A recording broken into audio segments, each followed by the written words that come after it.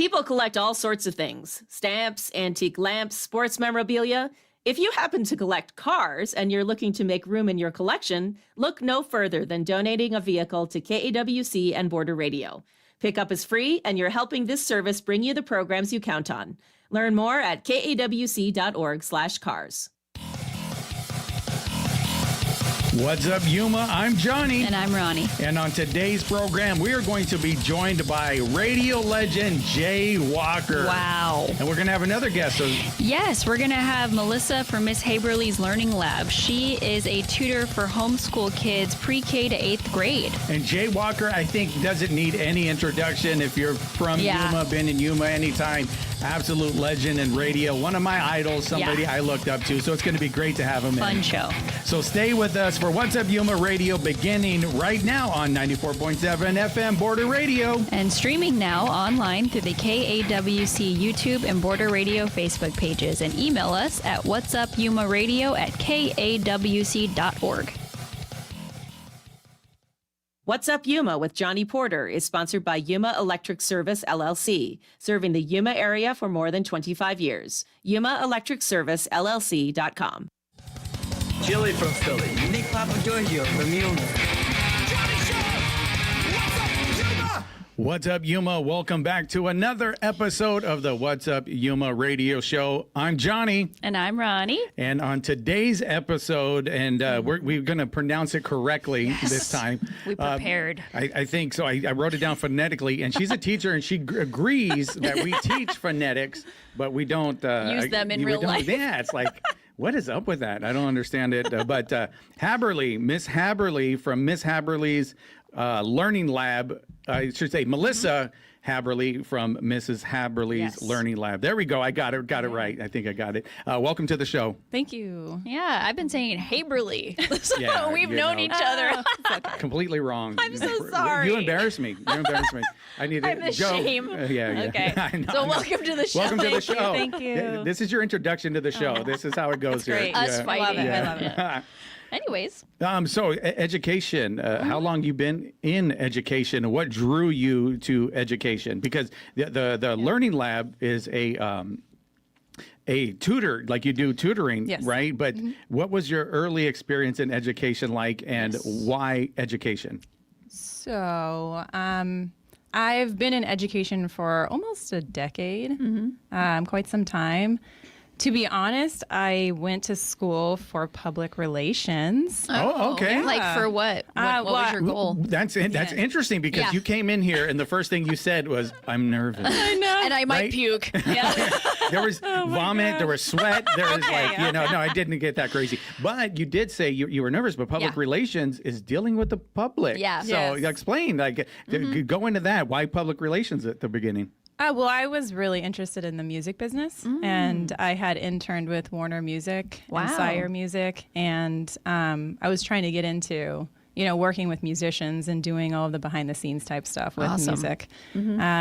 But having that experience, No, we're not going to move off of that yet. This is interesting. This wasn't in the bio, but this is interesting. See, we're learning more. Yeah, so that's really I just neat. freestyle, I was a freestyle rapper, so I'm going to bring freestyle to here. So wait a minute, what drew you to that? Like music? Do you music yourself, or was it like, I like music a lot and I could see I can help these artists? Okay, so I have like a really emotional attachment to music and how it can kind of like bring emotion and feeling into just people's lives so easily.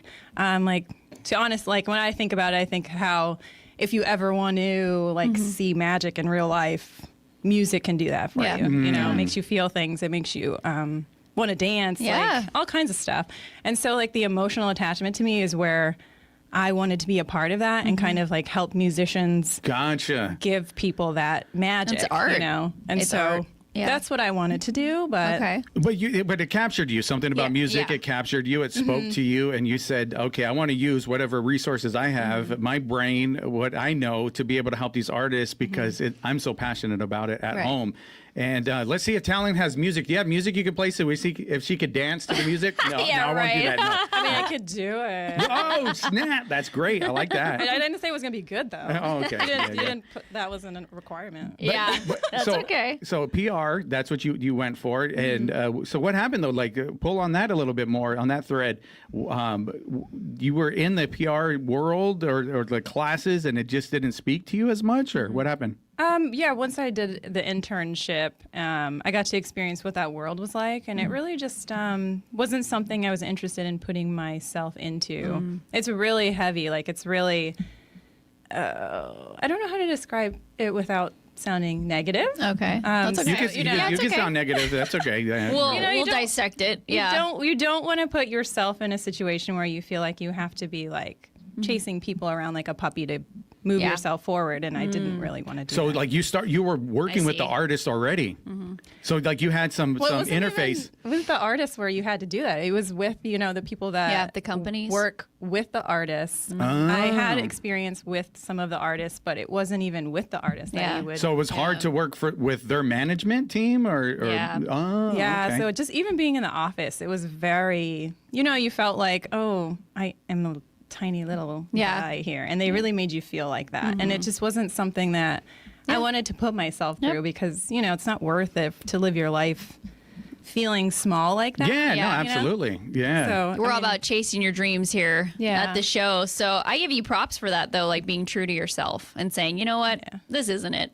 I mean, I still would have loved to do that. It's just well, you're young. You could, who knows? Thanks. But who knows where it could take? And the reason why I'm on this a little bit more because that's how I got my intro into all of this. Everything that I do here is because I was an artist myself, and then I was also an A&R for a record label. So I would help artists and help develop them and listen to demos and stuff like that to find out who's going to be the next person and what drive do they have. So it's pretty interesting. And so I've shifted. Now I'm doing radio. So you shifted. You went to education. So tell us where that bridge was. okay. That's interesting because I graduated with my PR degree and I was like, oh my gosh, what am I supposed to do now? Yeah. Like what I wanted to do didn't work out. Yep. I'm stuck. And so I just was kind of bawling, trying to figure out what to do. And a lot of my family members are educators. And so I was like, you know what? I think I could try that. I'm going to give that a try. I'll go to get my master's degree. I got my master's degree in special education, and while I was doing that, I started working in special education with students on the spectrum, and I was just like, oh my gosh, this is amazing. Wow. And so you got that sense of fulfillment that you were looking for in the PR world, right? Because the music spoke to you, but now this started to speak to you. Was it particularly because it was special needs students, or was it just the teaching, or is it a combination of both? I couldn't say. Maybe both. A lot of it had to do with mentors too. I'm going to get emotional. It's okay. It's okay. It's because you care. That's what I love about it. And mentors are huge. Yes. So it's like you said you had a mentor? Two. Yeah, two mentors. Yeah, it's all right. So you had two mentors, and they what was it Guided about the you? mentors? Yeah, did they? Yeah. So they were they had all of their heart into everything they did. And it just made me feel like these kids really need that. Yeah, And absolutely. I could be that person too. Yeah. And so it really drove me to kind of put all the passion I had into that and supporting these kids. Yeah. And I love that because we need people like you. Yeah, like these kids do need that extra help. That maybe the parents can't give or other teachers can't give, but you care. So I love it. I love seeing the emotion. It's beautiful. I had a mentor from the age of about 15 and a half up until we went our separate ways of just about 2 years ago. But I had a mentor for that long. And I've been through a lot of stuff. And at one point in life, I had nothing. I was homeless after I had a big marketing company. And having that mentor, is huge. So that's why it's like I have to give back. I want to pay it forward, because if I didn't have him, his name's Chris Tortorici. Shout out to Chris Tortorici. If I didn't have him, I would not be here today. Yeah. This doing anything, like I probably literally would not be here. So that's huge. So you had a mentor and said, I want to pay it forward to these kids. They need somebody like I had, and you became that person. Oh, So you got your master's. I did. And then yes. what was your first teaching job? Actually, I moved here to teach because I was in Pennsylvania. And Okay. So that's where you're from, right? Yeah, I've lived all over the place, but I came here from Pennsylvania. Okay. So, what was I saying? Your first teaching job. Oh yeah, I'm sorry. You're all right. So we moved here, and Pennsylvania was tough to find a teaching job at the time because they were laying everyone off. So I moved here, and I started working at Gila Vista Middle School, and Woo. What? What was the? What was that like? What's the who mean? What's the who? What's the? Is that where you went? That's where I went. Yeah. Gila Vista. I went to Gila Vista for 7th and 8th grade. So, Okay. And when I went there, because I was in special education all through elementary school, but they didn't have a real special education department at Gila Vista. They did have like a teacher's aide that would help me out, Miss Cade. She's over at the NAACP. Shout out to Miss Cade. Now, but they didn't have a program like that. So you were there. They had a program at that time, and then you went as like the director of it, a teacher in it, or what position? I was a teacher. I taught a self-contained classroom. Okay. And I did that for 6th, 7th, and 8th grade in one class. Wow. And I said woo because it's middle school, so Yeah. But it was a very wonderful learning experience.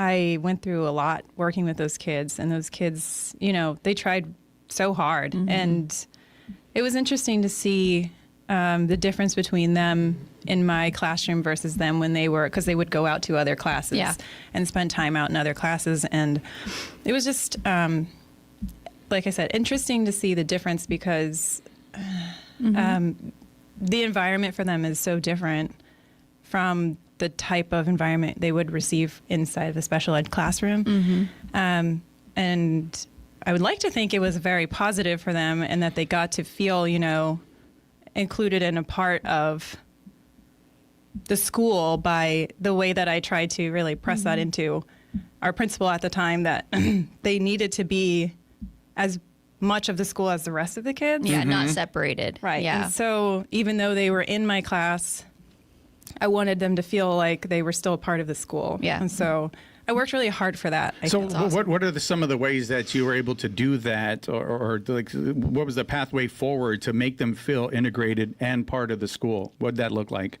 Well, it's a lot of little things, but it's a lot of big things to the kids. Yeah. Little things to us, big things to them. Just, programs where academics are center. It's tougher for them to earn the same types of grades and, to be on the same academic level that their peers are on. And so when there were activities or,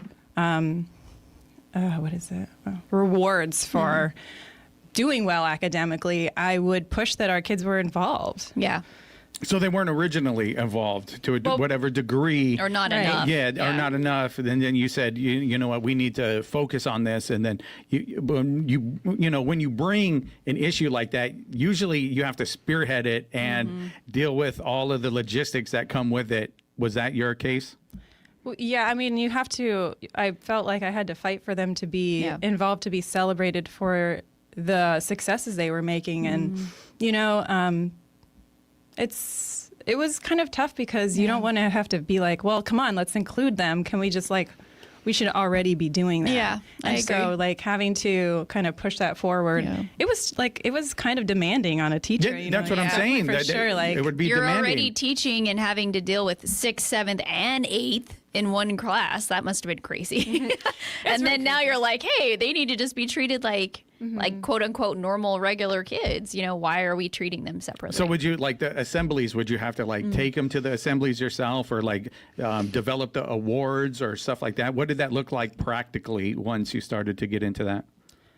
It was, I think, those parts were all, I guess all teachers were doing those things. Okay. But when it comes down to, let's have an ice cream party for kids who are getting A's. Oh, okay. Or let's reward them with something physical. Well, these kids are making progress. They're doing big strides, but they don't have A's. Like they have the grades that represent what their capabilities are, but they've come so far. Yes. Like it's so an A hard. to them. Yes. Yeah, I love that. Yeah, no, and that's true, because what you said, it's a different grading scale. Yeah. It might not look like an A because that's the way society has it. But those steps forward, the progress that they make, that should be rewarded. And so did you end up getting to do a ice cream social, like a party and like sure. pizza? Did you buy the ice cream? Okay. No. Well, I do have to say my principal at the time was great because he would support the things that I was bringing up. Perfect. Yeah. And, it was awesome because he really felt like, oh, you're super passionate about this. Like, I will support you. Yep. But just the feeling of having to constantly be like, hey, put us pushing in it. here. Yeah. Put us in here. We're here. That here. was a lot. And I would do it again, and I would do it, every single time. That's but awesome. it's just a lot, we're here. Everybody, we're here. They're here. They're part of the community. Yeah. So let's all They say hi always and be gonna be, nice. yeah. And kids are more than their grades. I just want to share that too. Like, you're not defined by your grade or your GPA. That's what I try to tell my sophomore. He's so like, I have to have that 4.0. I'm like, yeah, that's great, but you're more than that too. Don't define yourself on that grade. So yeah. So we're going to find out a little bit more because you're an entrepreneur now. So Oh wait, and did you teach in Japan? Yeah. We're gonna talk about that too. I want to hear about we that. could talk a little bit about that. We will do that right after a quick break. You're listening to What's Up Yuma right here on 94.7 KOFA Border Radio.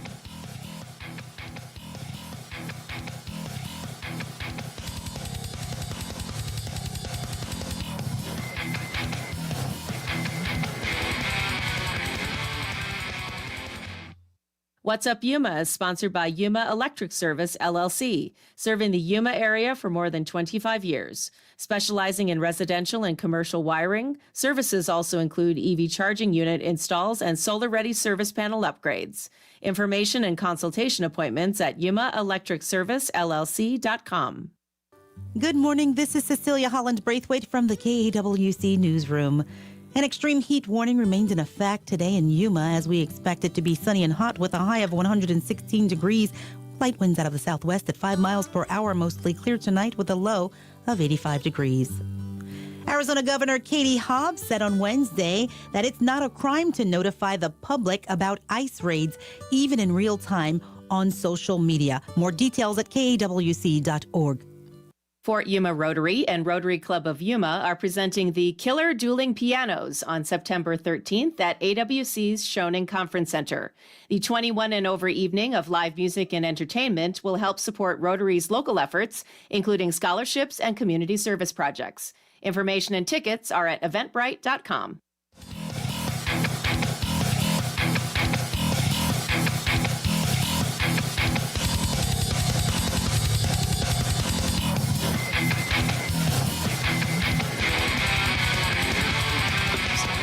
What's up, Yuma? Welcome back to the What's Up Yuma radio show. We are here with Miss Haberle, Melyssa Haberle, and we are talking about education. Well, you had to push things forward. You're talking about that, like you had to make something happen that wasn't happening. And that leads into becoming an entrepreneur, right? Because that's what it is, because you're creating something almost out of nothing. Right. So this shows that you already have the guts and the will to do it. So we're going to get to that a little bit about what you're doing now. But we read in your bio, you also taught in Japan. So how'd you go from Gila Vista over here to all the way? Yeah. And get to Japan. And what was that like in Japan? Well, I went from Gila Vista to Mesquite Elementary School. Okay. And then I taught there for a couple of years, and I was, doing all these wonderful things. And I thought, because I always think, bring the community into the classroom. And I'm always thinking, like, what can I do to make things more educational, more academic about the world, the community, into the classroom? And I was like, I think there's programs. And I found a program where you could teach in Japan for like up to 3 years. Wow. And I was like, okay, I want to do that. Because, you get paid a salary. You're basically a teacher there, and you can live there, experience the culture. And I could bring all of that back to my classroom. And so I was like, this is great. I'm going to try and do this. And it happened. It was great. I got to go and live and experience the culture, experience the education system there. And I will tell you, it was very different, very different. So elaborate a little bit about that. Different. Why was it different? What did you notice right away and maybe as you went? So I was teaching high school, English in high school. And I would say a lot of the differences were in how the students are in almost like in control of their education, where the teachers are there for them. They go, they teach. The students have their classroom and the teachers come to it. Okay. So their ownership of their classroom, the ownership of their education. So they're controlling how much effort is put in, and, the results are on them. Yeah. And so it was huge because, we are always here supporting, always like providing everything the kids need. The kids come to us. The classroom is the teachers, but you want to make that feeling as the kids are part of that classroom. But it's so different because the kids are in that classroom. That's their classroom in Japan, and the teachers go there. So that feeling was very, very different. You're like, I have to go to you? What am So I it's doing? different, but so it's a difference. It seems like in philosophy, like a whole different philosophy of giving the kids, like you said, some ownership. And if you have ownership in everything, that's why it's like when you get a free something, you don't have as much respect for it. Somebody gives you a free car, you're not going to take care of it as much as a car that you had to work, blood, sweat, and tears go into. So was that a little bit of the vibe over there? Was it that type of ownership, or was it just this is what they do? I feel like there's a little bit of both. Okay. With the younger kids, because I worked a little bit with middle school as well, they were a little bit more into like, this is ours. We're going to like, a little bit more of like a family vibe.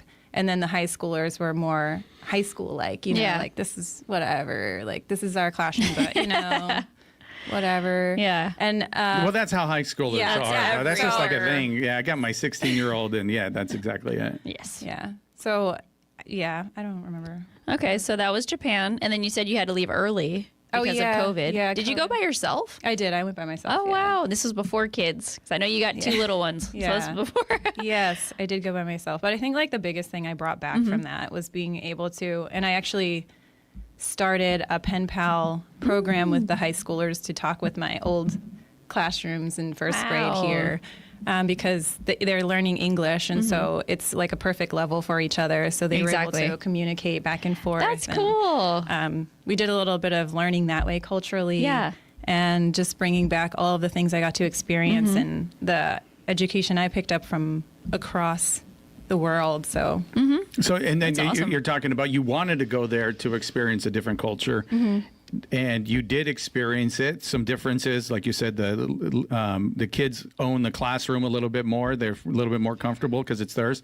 Now, when you brought that back, was that valuable? Was that the value you were looking for? Was it there?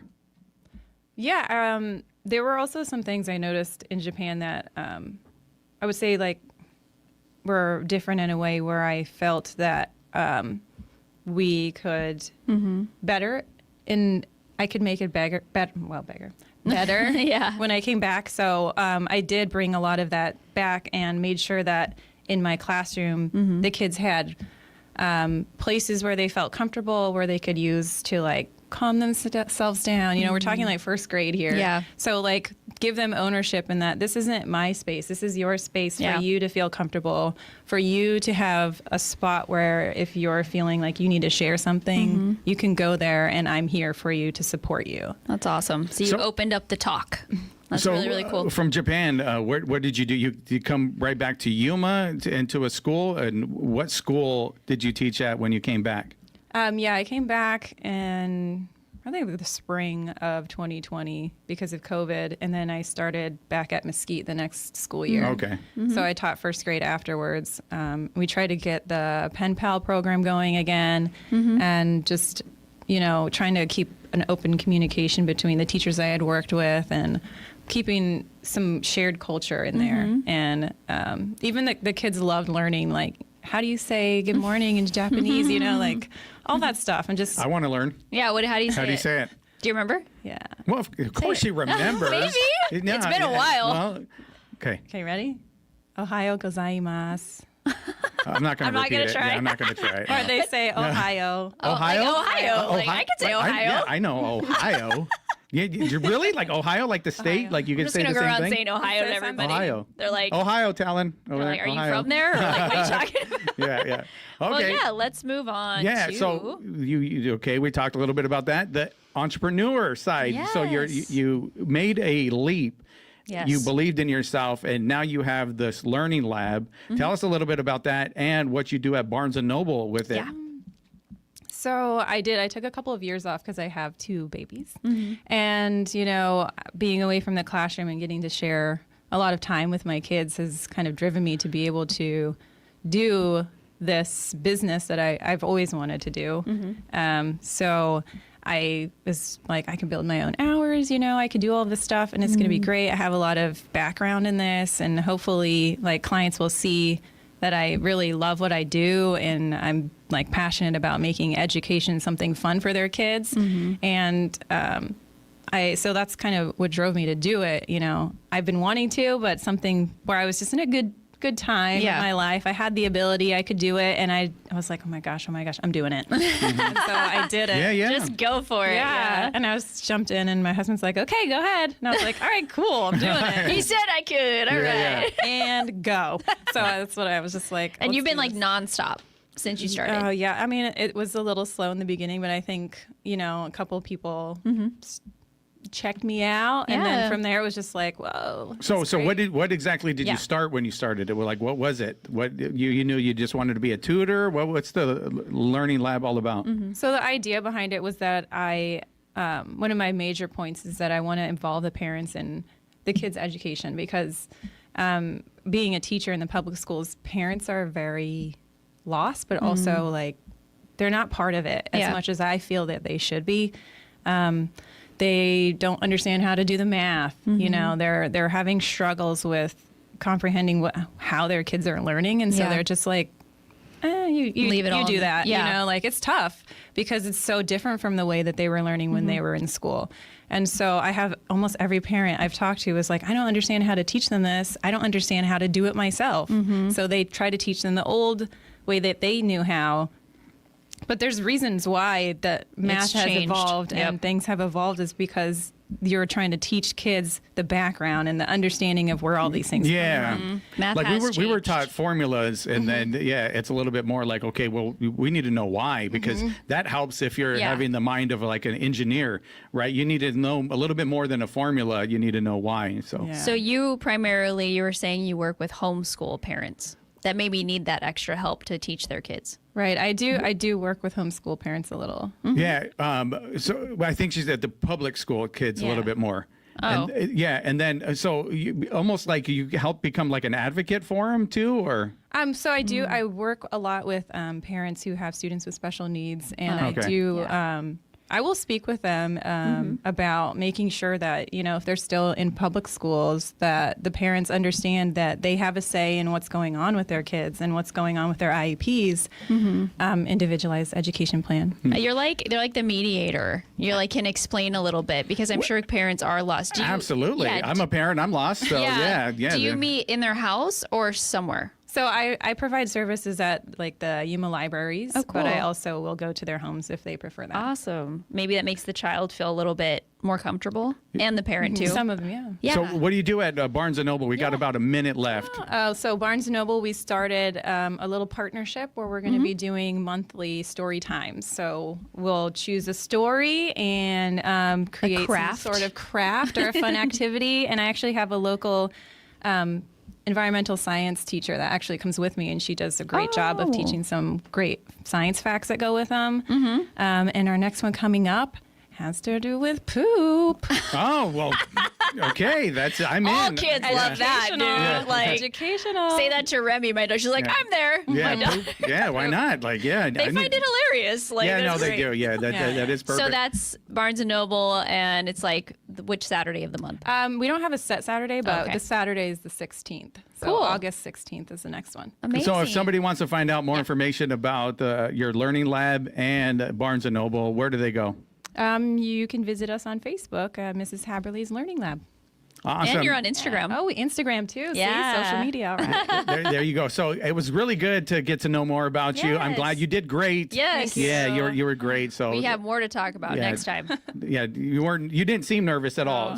So you did great. You guys So helped thank me you for out. being You're here. welcome. And I hope if parents need that, they check it out. Yes. With that, we are going to take a break and we'll be back with Jay Walker. Yes, he's in the building pacing over here right now. You're listening to What's Up Yuma Radio right here on 94.7 KOFA Border Radio.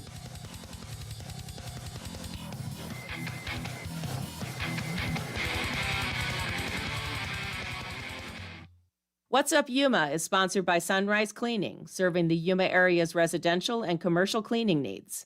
Sunrise exclusively uses eco-friendly cleaning products and provides specialty services such as solar panel cleaning and pressure washing. More information and appointment booking at sunrisecleaningaz.com.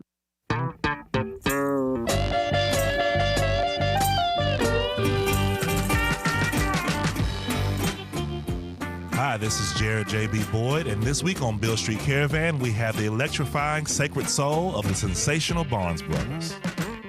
This evening at 7 p.m. on KOFA Border Radio 94.7 FM.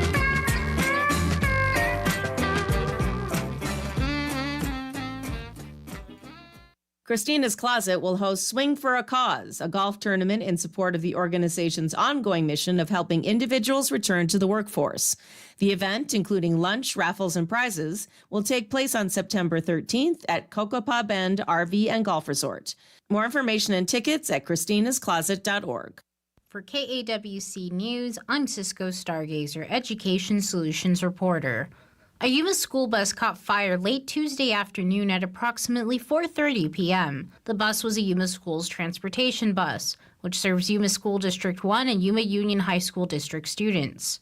There were no students on board at the time, however, and the driver was found safe. The bus was traveling eastbound on Interstate 8 when it began emitting smoke. The Yuma Fire Department responded to the report, dispatching 2 fire engine units. While en route, dispatch informed them that flames had been observed, so the assignment was upgraded to Special Duty 1 and an extra engine was dispatched.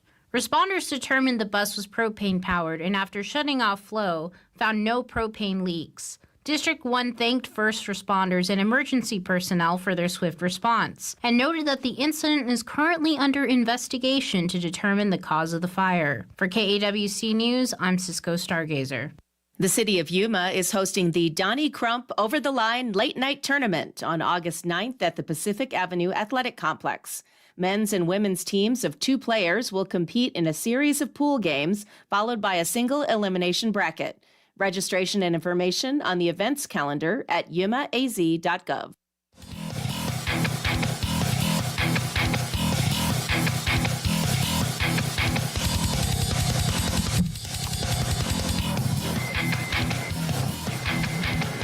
What's up, Yuma? Welcome back to the What's Up Yuma radio show. As promised, we are here with a radio legend, and we're going to see if he does know how to use the mic and you know how familiar he is with it. I'm talking about Jay Walker, everyone. Welcome to the show, Hi, Jay. Jay. Hey guys, how you doing? You're doing good, doing good. So Jay Walker, I was teasing, needs no introduction. You were on the radio I do. for a number of years.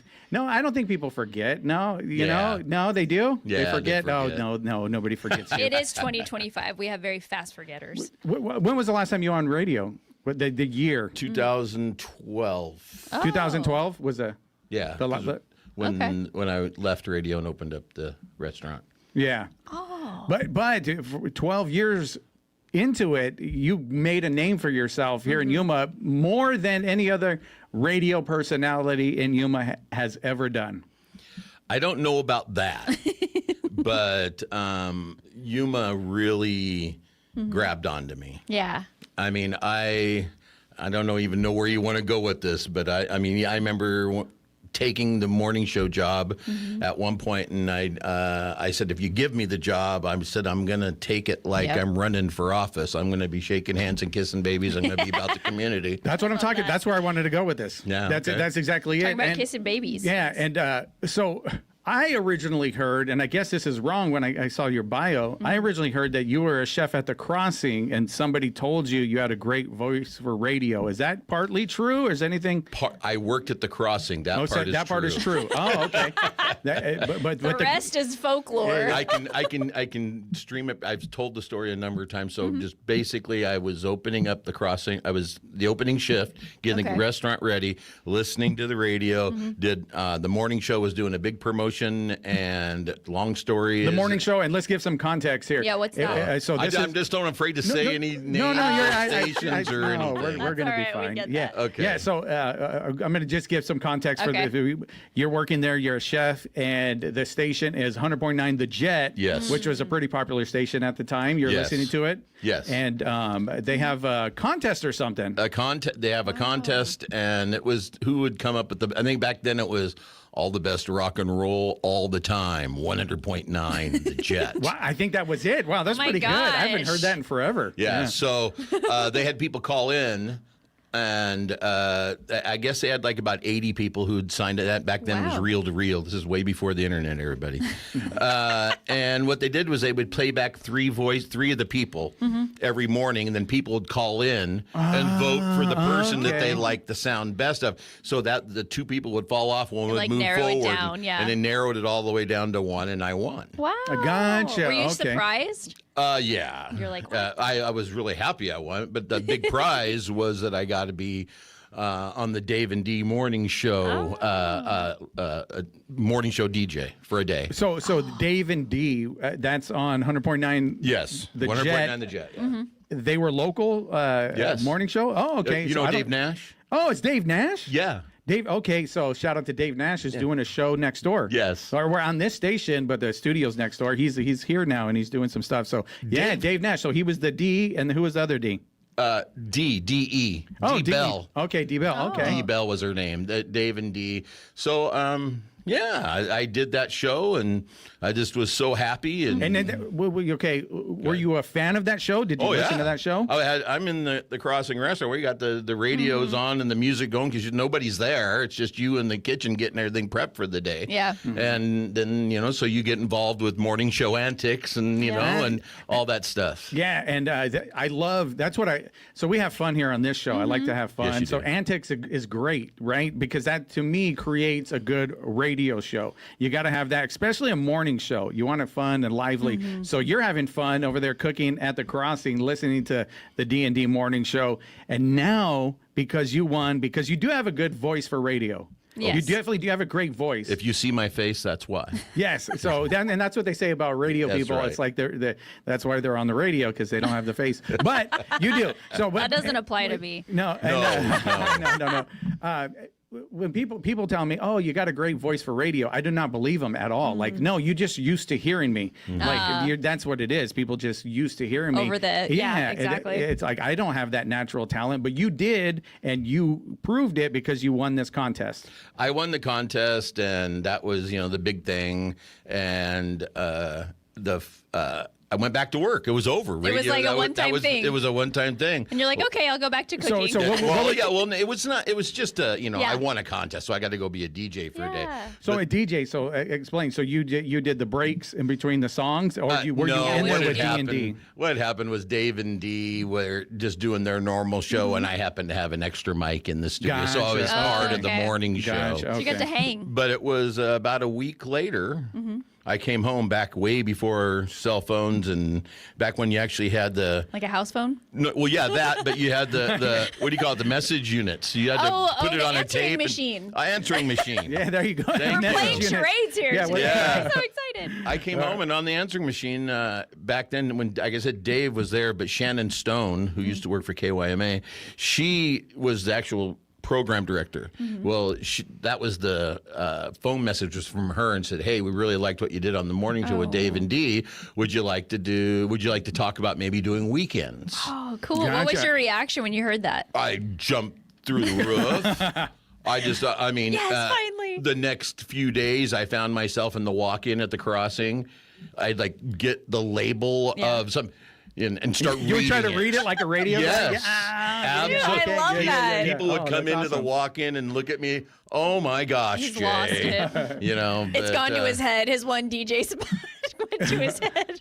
So that turned into, I got lucky. I went weekends, and then I came to work one day, and I was in Dave's office, and Dave goes, "Hang on, he had a phone call," and all I hear is this end, and Dave's like, "Okay, well," he's kind of stopping. He goes, he takes the phone away, he looks at me, he goes, "Can you do the 7 to midnight show tonight?" Wow. And I said, "Yeah, I can. Sure. I'm the weekend now. I got a 7 to midnight just for tonight." I'm thinking. Okay. He gets on the phone. So is that a big deal? Like in radio, going from Is that like a weekends hot to spot? 7 to now midnight? you're starting to get into one of the drive times, whether it's good or not. Yeah. Okay. Gotcha. So I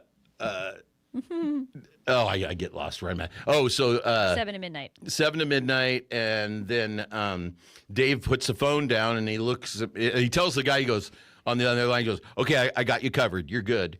Hangs up the phone and looks at me and goes, "How would you like to have the 7 to midnight shift? Our 7 to midnight guy is in jail." Wow. Okay. So yeah, I'm not giving any names. I'm just saying anonymous the way it all the happened. way. Yeah. And I said, "Okay," and I took 7 to midnight, and I did 7 to midnight for a while, and then. Did you like that shift? So what was it like going to from the weekends to 7 to midnight? Were you starting to get a little bit more recognized now, a little bit more out there with the community? And this is still on 100.9 at this point? That is still on 100.9 The Jet. And back then I wasn't Jay Walker. I was Jason Scott. So you were a totally different name. I was a total different name. I've had a few names. Okay. I'm excited to learn. I can tell you how to get to Jay Walker, but that's a whole nother story. But we might have time. I think we have time for that. So you're Jason Scott, you said? Jason Scott, the unofficial 5th member of Led Zeppelin. Oh, okay. And so that was your radio voice for the Jet because it was classic rock. I love this. Every night at 9 o'clock was Get the Lead Out. Yeah. The unofficial 5th member of Led Zeppelin. The unofficial. And was Dave? Did he go by Dave Nash at that point? Oh, so he was Dave Nash. Yeah. Okay, right on. Yeah. So you're doing 7 to midnight, and how does that feel? It feels awesome. So cool. You have to do a lot more prep. Oh, okay. Because now you're doing, instead of just 2 days, you're doing 5 days, and you got to really know what you're. Back in those days, we didn't have the internet.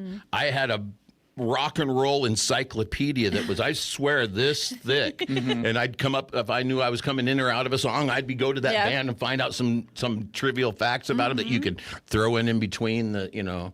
Yeah, some little fun facts. Give it some context, to give it some flow, because people listen to the radio. They want to know that the person playing the music knows a little bit about the music, right? Exactly. Yeah, like coming out of a Journey song that ends at na na na na na. My favorite one of those was coming out was. A minute 31 of Na Na Na Na Na. Who could do that? Only Journey. That on was 100.9. I love it. Yeah. So you're there. You're getting your feet wet a little bit in this. You're starting to get a little bit more fame. The 7 to midnight. Now I have one question. What was it? Was it carts? Was it what you said? That was back in the day of the reel to reel. What medium were you using? Because people don't. A lot of people that are listening have no idea. A cart is for those who can even remember what an 8-track is. An 8-track player, that's what a cart was. You put a cart in every commercial was on an 8-track. Oh. So when you went to commercial, you had to hit that button, have the next cart loaded for the next commercial, and so you were doing all that. I came in right at the end of that. Carts were still in there. We didn't use them much, but it was mostly reel to reel, and that's when the whole internet phase, not internet, but the computer age came into radio. Because that's crazy, because we have a studio over there where you can pre-program it to where you don't even have to come in. You can record and then you're off. You're not even in the studio when it's playing. Technology is definitely. For them. Oh, okay, yeah. I voiced shows in California when I was on the morning, the KTTI. I also did High Desert's Classic Rock, 106.5 The Fox. I That's love the how- only way I can remember the number. The Fox, the one that was owned by El Dorado? No. Oh, yeah, okay. no, yeah. Okay, yeah, yeah, because sorry. they have stations over there in Victorville, Hesperia. Victorville, yeah, that's why it's the High Desert. Yeah. So 7 to midnight, you're doing this, and they are maybe recognizing that you're moving forward. You're like you're getting more popular because you said you're going to do it, and you're going to do it like you're running for office. You're right. So you're going to make a name for yourself. Right. And that's the type of energy you're going to bring. Well, my first year, finally, when I was at a year under my belt doing that, we had the book, which is your ratings period. Oh, okay. And I was number one 7 to midnight over everybody. Awesome. And I every year I did do the 7 to midnight. I was number one. So you're cool. number one, so they're recognizing there's something here. They love you. There's something here. Well, I wouldn't say love you. You haven't been in radio long enough. No. Well, I'm sorry. I already love you. I just met you. You're so funny. But they're starting to realize they can make a little bit more money off of you, maybe. Yeah. So let's put it that way. We're right? not going to go there. Yeah, but We'll keep the money out of it. Okay. but they're recognizing there's popularity. There's talent Yes. there. There's too. talent. There's Yep. popularity, and so did you do that, or how many years did you do that? We'll say it. Only a couple of years. Okay. Okay. The first year under my belt. Second year, I got I got the first year, which I only did part of it because, like I said, I stepped in for somebody. We were number one there. Was he still in jail at that time? No, I'm just Yeah. kidding. Is he No, still in jail? Is he out? We're gonna get the name when we're off air, but He did pretty good. He did a music minute that was pretty cool. Okay. I was the first guy in Yuma. I don't care what anybody says. I was the first guy to talk with music behind you. doing the music bed. cool. The music bed behind you. yeah. I remember telling my good friend Big Joe Marshall, I said, "Hey, I'm going to do this. What do you think?" And he goes, "You're going to sound different than everybody else." And he made it seem like a bad thing. No, that's a good so thing. I stopped and I didn't do it. And then later on, I just said, "The heck with all you That's guys. I think right. it sounds better with It this." sounds way better. Yeah. So Yeah, it sounds Don't good. listen to people. Yeah, that's a rule here. We don't listen to anybody here. Not even our bosses. No. So we're going to come back with Jay Walker having a good time. We're going to find out how he ended up on 95.1 KTTI and how he went from Jason Scott to Jay Walker. That is coming up after a short break. You're listening to What's Up Yuma Radio right here on 94.7 KOFA Border Radio.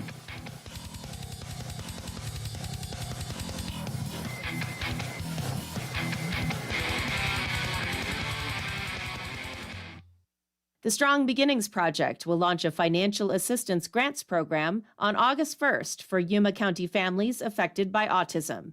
Funding can help with therapy services and support for adaptive car seats, communication devices, and travel costs. More information and application details are at sbproject.org. Hear the rhythm. Feel the beat. Let your curiosity run away on the Latin Alternative. Hi, I'm Josh Norick. Every episode of the Latin Alternative takes you on a thrilling rendezvous of sonic and exotic landscapes in Latin rock, funk, hip-hop, electronic, and tropical music. Join me and my co-host Ernesto Lechner on the Latin Alternative. Monday evening at 7 on KOFA Border Radio 94.7 FM. The Mexican Consulate in Yuma is presenting the exhibition Retrospective 1988 to 2021 by artist Antonio Munoz, representing more than 33 years of the artist's work. The collection can be experienced from 7 a.m. to 6 p.m. weekdays through September at the Cesar Chavez Cultural Center in San Luis, Arizona.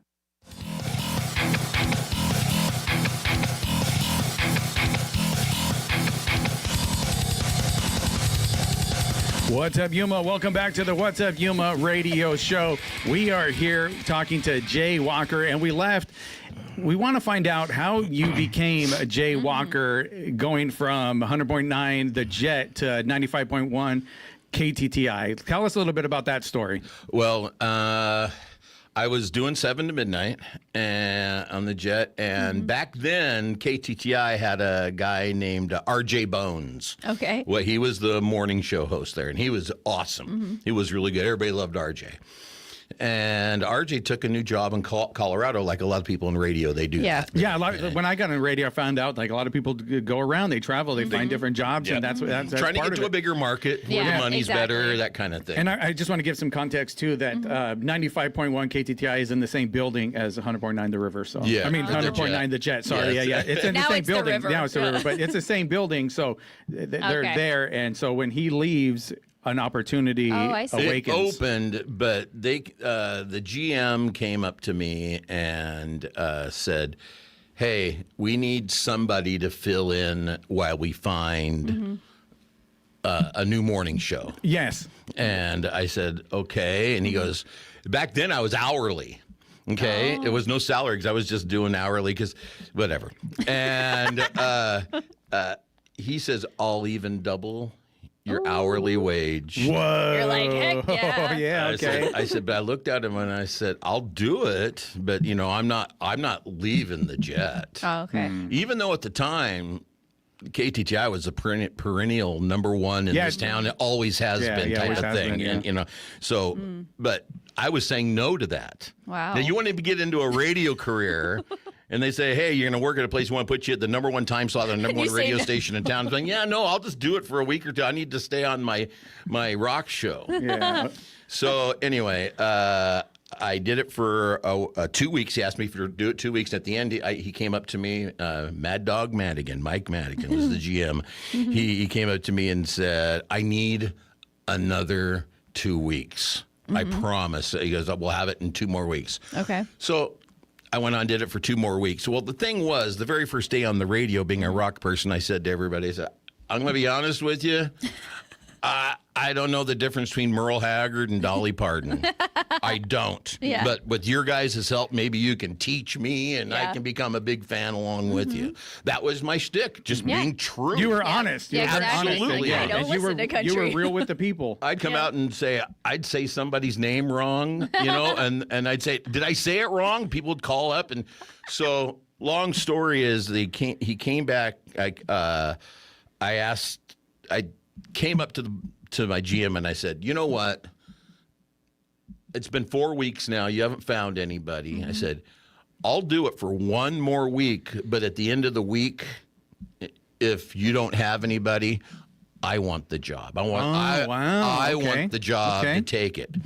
And he looked at me for a minute and he said, "Jay, we haven't even been looking for you." Oh my gosh. They're like, "We're waiting for you to come around." He said, "We knew who we needed and who we wanted." Wow. And so they were waiting on you. We're waiting on me to say, "I need to be the guy." Yeah, they're like, "Oh, how much longer?" So which is cool, though. It was during the book because I was actually number 1, 7 to midnight on the Jet, and then I was number 1 on the morning show. I was number 1 on 2 different time slots with 2 different names on 2 different radio stations. So that was kind of cool. So it's not like a conflict to work on 2 stations? You can do that? There was not a conflict. There was Jason Scott on one station, and there was Jay Walker on another station. That's really cool. And so I don't know where you want to go with that. How I got my name? Well, we're definitely getting into how you got the name Jay Walker for sure. And so they said, "This is the person." They knew they wanted you. This is the guy. They were just waiting for Stubborn Jay to come around to figure it out. And so you're the guy now. And Jay Walker, did that become the name as soon as you stepped into the KTTI studio, or what? And how did you get it? My very first time walking into the KTTI studio, period, at any time, RJ was live on the air. And he came up to me the day before and said, "Hey, we're going to be doing a lot of live remotes. If you want to earn some extra money," because back then I was hourly. If you want to work the board on my live remotes, we can get you some extra hours. I said, "Great." He goes, "Come in tomorrow morning." So I went in the next morning. And he was live on the air, so I opened the door real quiet to go in there, And as soon as I walk in quietly, he looks over and he grabs the microphone. He looks over at me and he goes, "Hey, Jay." Well, everybody's in my whole life has always known me as Jay. Okay. It's not my real name. Jason is my real middle name. Okay. So anybody who knows me as Jay. Got it. Well, He's like, Jay, come on in, Jay. And he says Jay like 3 or 4 times and points me to the microphone. And I get over there and he goes, hey, everybody, this is Jay. He's going to earn some, he's going to be doing some stuff. We got a lot of live remotes. He's going to learn the board here and blah, blah, blah. He goes, let's learn a little bit about Jay after we figure out what Jay's last name is. Right now, 344 KTTI, let's name Jay. There's a contest to name you. It happened, I was not in the studio 4 minutes. And so we took calls for like the next hour and a half, 2 hours, and it came down to Jay Walker or Jay something else, and I don't even remember the other one. Yeah. But RJ looked at me and says, "Pick one." And I said, "I guess I'm Jay Walker." That is like not at all what I thought you were going to say. Like the audience picked your name. I just love that. Yuma named. I've always said that. Yuma named me. And and it is cool because what you did, and again, I never listened to country. I was like you. I was in the country, but I knew who you were always because I loved radio. But you were somebody that took it beyond the 4 walls of radio in the studio and beyond the airwaves. That you were out in the community too. That you were a figure in the community, and you were not shy about that. No, it became a point to where it wasn't that I was trying to become somebody. It just really came out that I found who I really was. I mean, not that I didn't know who I was, but I knew that I really loved helping people, and I loved this community because it's amazing. We could sit here for another hour just telling you stories. 9/11. So me going out, and I mean, I was everywhere, every FFA award banquet, you name it, I was there.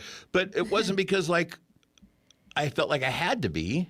I wanted to be. Yeah. And part of being in the radio there is being in remotes. So you're out doing remotes, stuff like that. That's where you make money. That's where you make money. But you did it beyond that. You went out into the community and you became a personality. You became a personality and somebody that people still today remember. So the morning show, did that help lend to it? Like you had to have fun so people get to know a little bit more about Jay if you listen to my show, you had no choice but to learn who Jay was because that's who I was. I mean, I'd get on my soapbox, which was a famous part of my show, and they brought it made the here. Get the soapbox. How tall I am with this thing. All right. And Johnny's like questions he sends me. You were voted best personality 12 years in a row. Yeah, that one is amazing. I mean, when I won it like the 5th year in a row, I was like couldn't believe it. Yeah. And then actually the 12th year, I wasn't even in radio. Oh. See, back when they did the Yuma's Best, it was Yuma's favorite personality. Yes. Okay. It wasn't best radio or TV person. It was who was the best favorite personality. In all of Yuma. Right. Wow. Well, I won it like every year, and I'm sorry, but I mean, don't be sorry. You deserve it. And that even goes back to when they used to have to get the paper, and you'd have to cut the coupon out of the newspaper and mail it in for your vote. This is before internet, right? Wow. I've got second place every year, so yeah. Anyway, You're working your way up, dude. every year since, but go ahead. But now they've gone from the Yuma's best digital. personality. No, the best personality. Now it's Yuma's best radio, best TV. I think the TV people are getting a little upset that I kept beating everybody. No. TV is still in radio. It's really? It's still. So when I got second place best radio and TV. Got it. So it's still there. But yeah, so you're out in your community, and how did they receive that back at the station? Did they like that you were out there? Was that something that was popular, or was that something that they laughed you're doing at too me? much? They laughed at me. The old was it Wow Electronics, but what is it now? Is that the TV station now? They're the building next to it. Well, they have the reader, the electronic, that board. I actually spent my own money and put messages on there. Wake up with Walker. Wow. Monday through Friday, and I paid for that, so I was all over the place. You were a self promoter, right? Yes. But for good reason, because you're out in the community, you're actually doing something, and it benefits the radio station. Yes. And the reason why I bring this up, and hopefully nobody at the old stations are listening, but the reason why I bring it up is because I used to be called the next Jay Walker when I got there. I was the next what Jay a Walker. compliment. No. Yes. No. Yes. Yes, but no. That's The what. better that's, jaywalker. No. It wasn't that. It was because I was out in the community doing stuff. Oh, okay. However, what's the but? However, Yes. is they did not look at that as a good thing. They were like, your ego's too big, stuff like that. Like they would try to bring you down and say like, that's too much. We don't want another Jay here. Well, I'm sorry to say that. And you know that, though. I got you. Well, I like Jay. Well, we love Jay. Yes. But that was when I said they laughed at me. Yeah. Because I would go out and I'd do everything and they'd laugh at me. But every time the book came around and I was number one. That's right. And the consultants were coming to town and working on all the other stations, morning shows and stuff like that, and leaving me alone because they didn't want to touch me because whatever I was doing right. You were doing it right. You were doing it right. You made a name. And I know so many people that even on your Facebook today, like you said, you haven't been on, you were talking about since 2012 or something. Yeah. And that's when you went to the Fun Factory. People still pay attention. They want to know where you're at, what you're doing. And you still do the demolition derby at the fair, right? Yes, I've been doing that for 15, 18 years, something like that. And now I know we're probably running out of time here, but even with my son, Joshua, a lot of people know my son, Josh, and he does Legos. And you're going to do something. I'm going to do something with him. Okay. Yeah. And so I do a lot of videos with him. And so that gets out there. And they're out there and they're interested. Thank you so much for coming on the show. I wish we had more time. We're going to have you back. Yeah, we'll have you back. Dive a little bit deeper into everything you have going on. And we'll definitely have you on with your son. Yes. So I want to do that. Josh so we're would going love to it. do that. Josh, the Lego master of Yuma. Cool. And with that, What's Up Yuma Radio is a production of KAWC Colorado River Public Media. We broadcast from the studios in the Matador Activity Center at Arizona Western College in Yuma. We want to thank our engineer, Talon Gonzalez, along with Anthony Ornelas, Juan Garcia, and Dave Reek. All right, and you can find out more about KAWC at kawc.org, on Facebook at KAWC Radio, and on the KAWC app. And stay tuned following our program for KOFA Midday Music. And on tomorrow's program, we're going to have Brian Nance from Elemental Life Spa. He's going to talk about how he lost a lot of weight and he got his life in order. It's a really cool story. Yeah, and we're going to have Lynn and Teresa Daly talking about Donate for Life and organ donor. So that'll be interesting. And you can listen to the podcast version of our program and check out past episodes at kawc.org/podcast/What's Up Yuma Radio, and email us at whatsupyumaradio@kawc.org. All right. Thank you so much, Jay, for coming. I really appreciate it, man. Great job. What's up, Yuma? There we go. What's Up Yuma with Johnny Porter is sponsored by Yuma Electric Service, LLC, serving the Yuma area for more than 25 years. YumaElectricServiceLLC.com.